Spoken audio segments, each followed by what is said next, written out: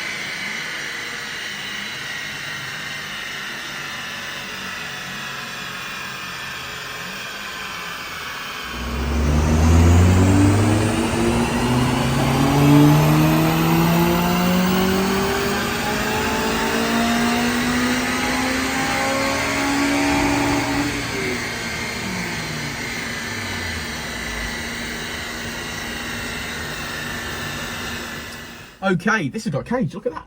Yeah. It's green, it's got some stickers on it, this car, like I said, so we're going to hand him some stickers as well. I think he'll love that. Pretty stock. I mean, yes, okay, it's got a Tegiwa 70mm exhaust system, this, but we, like we always say, the first restriction is your restriction. So on the stock Manifold and the stock cat, the way to unleash power on this motor now would be a decent Manifold and maybe a sports cat from TypeR, so maybe TypeR Manifold, TypeR sports cat, or a Japspeed 4:1 if we want to go cheap. But that would not remain legal. Yeah, that's the sort of problem we've got here, isn't it? The that's restricting this power massively. We're on stock airbox as well, aren't we? So there literally is an exhaust on it, and as we learned on your car very early on, that the just by fitting an exhaust unleashed no power whatsoever, did it? And then that's sort of where we are with this. We've made some mid-range gains, but obviously once the exhaust system backs up, then there is really no power to be had. We've sort of gained 2 brake horsepower, Pete, yeah, but we obviously have gained a fair bit in the mid-range and gone through. Like Dan says, definitely the best way forward for this car now is a good Manifold and sports cat or a decat and a nice induction kit, and we'll unlock some power for sure. Yeah, I mean, now obviously there's more to mapping these FN2s than just peak power. This one's now got switchable maps, adjustable launch control, flat foot shifting, auto blip down throttle, all controlled on the steering wheel. So there's more drivability there, and it's why I fell in love with my FN2 so much. But yeah, up on power with the mid-range, I think it's going to drive a lot better, and hopefully he enjoys it. He's from Bristol. Oh, so fair travel up today. Got loads of customers down Bristol way. Hello, hello, Bardsey. Yeah. But yeah, you want to look at that graph? Let's have a look at that graph. Let's look at that graph. Well, say it with me. Red line is as she came in. Blue line is as she leaves. Some good power made in the mid-range, considering the car has very minimal mods. It's got a Tegiwa 70mm exhaust system and a panel filter. Now, obviously, we all know that the first restriction in that exhaust is the Manifold and cat, so the exhaust probably won't be giving us much to play with. But we finished today on a 210 brake horsepower and a 180 at the wheels, up for 166. Not bad, not bad. I've definitely got some stickers for this young man to put on this car. But thanks for sticking around to the end of the video, guys. Like and subscribe and all that jazz. We appreciate it. And we hope to see you again on the next one. Don't we, Richard? We do indeed. We do indeed. I'll say it again. Life moves pretty fast.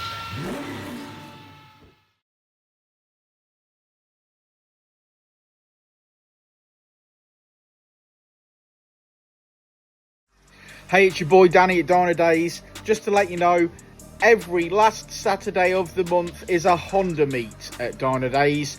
So that's every last Saturday, 9 AM till 12 noon. We've got a rolling road here if you need it. But otherwise, just come down in your Honda, park up, pop your hood, chat to other like-minded enthusiasts. We love it. It's chilled out. So come and join us. Last Saturday of every month, Honda meet. Yeah.